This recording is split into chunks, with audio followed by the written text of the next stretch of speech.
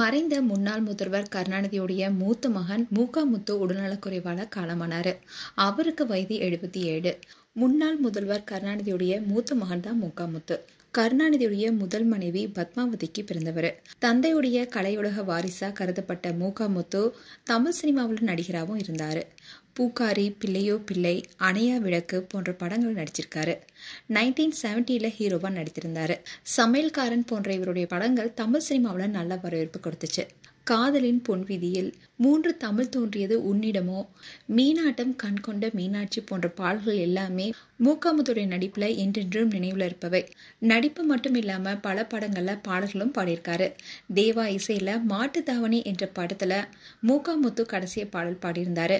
தீவிர அரசியல்ல இடம்பெற விரும்பாதவர் தான் முத்து. அப்படி இருந்தும் தந்தை கிட்ட ஏற்பட்ட பிரச்சனை காரணமா தனியா வசிச்சுட்டு வந்தாரு. இந்நிலைதான் 2023 உடல்நலக்குறைவு பாதிப்பு ஏற்பட்டு மருத்துவமனையில அனுமதிக்கப்பட்டாரு. வயது மூப்பு காரணமா அவருக்கு உடல்நிலை பாதிக்கப்பட்டதா சொல்லப்பட்டுச்சு.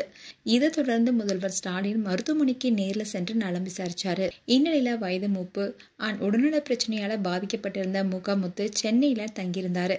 இதை தொடர்ந்துதான் உடல்நலக்குறைவால இன்னைக்கு காலமானாரு. அவருக்கு வயது 77.